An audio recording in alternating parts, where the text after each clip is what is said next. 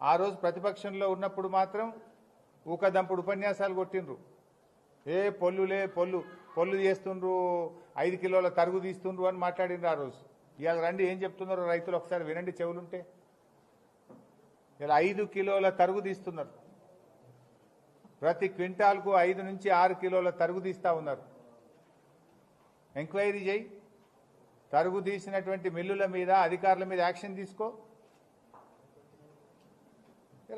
ఎంత క్లిష్టమైన సమయం అంటే రైతులకు పాపం. ఒకవైపు రాష్ట్ర ప్రభుత్వం రైతులకు ఇచ్చినటువంటి మాటలు, రైతులకు ఇచ్చిన హామీలు అమలు చేయక, కనీసం కేసీఆర్ గారి ప్రభుత్వం ఇస్తున్నటువంటి పథకాలను కూడా అమలు చేయక చాలా ఇబ్బందుల్లో ఉన్నారు రైతులు. ఎందుకంటే అసలే కాంగ్రెస్ ప్రభుత్వం చేతిలో వరుసగా మోసపోతున్నారు రైతులు.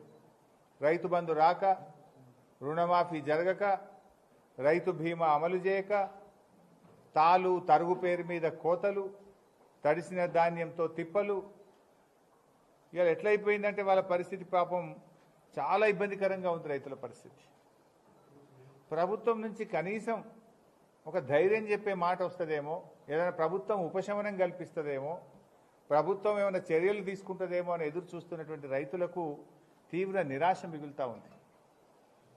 ఏదన్నా ప్రకృతి వైపరీత్యం జరిగితే ముఖ్యమంత్రో, రెవెన్యూ మంత్రో, వ్యవసాయ మంత్రో స్పందిస్తారు.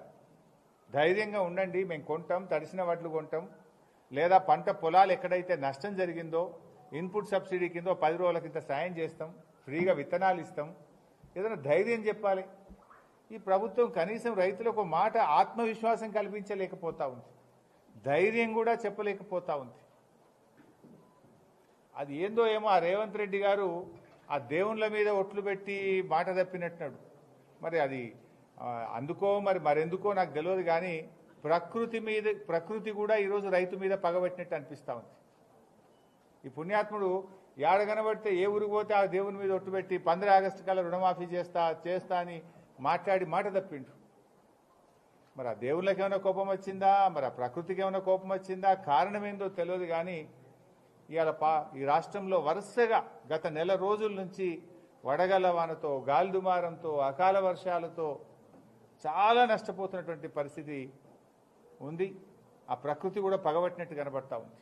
చాలా బాధగా ఉంది. ఇలా ఇందాక నేను మార్కెట్లో రైతుల మాటలు వింటుంటే గుండె తరుక్కపోతున్నటువంటి పరిస్థితి ఉన్నది.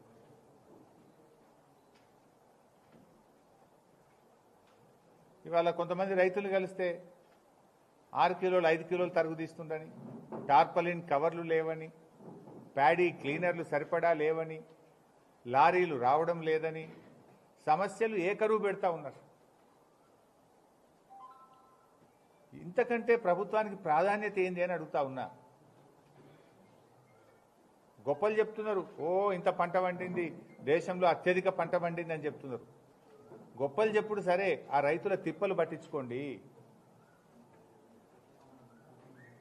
ఆ రైతులకు కేసీఆర్ వచ్చినాకనే 24 గంటల కరెంట్ వస్తే, రైతు బంధు వస్తే, మిషన్ కాకతీయ వస్తే, రైతు బీమా వస్తే, ప్రాజెక్టులు కడితే, నీళ్లు వస్తే ఇవాళ ఇంత పంట పండింది. అదేదో మీ గొప్పలుగా చెప్పుకుంటున్నారు. సరే, గొప్పలు చెప్పుకున్నారు, అది రైతులకు తెలుసు. ఆ కృషి ఎవరిది, ఆ పంట వెనుక ఉన్న కష్టం ఎవరిదో రైతులకు తెలుసు. కనీసం పండిన పంట కొనే దిక్కు లేదు.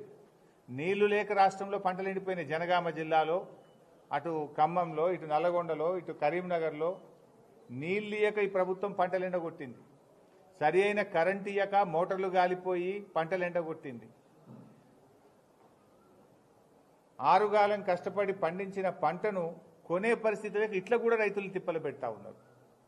ఎక్కడ మీరు నా రైతు బంధువు ఇవ్వకపోతివి, నీళ్లు చక్కగా ఇవ్వపోతివి, క్వాలిటీ కరెంట్ ఇయ్యక మోటార్లు గాలబెట్టి అట్లా తిప్పలు పెడతీవి, పండిన పంట కూడా కొనక ఇట్లా తిప్పలు పెట్టబడుతుంది. ఏంది తిప్పలేంది రైతులకు మీ ప్రభుత్వంలో?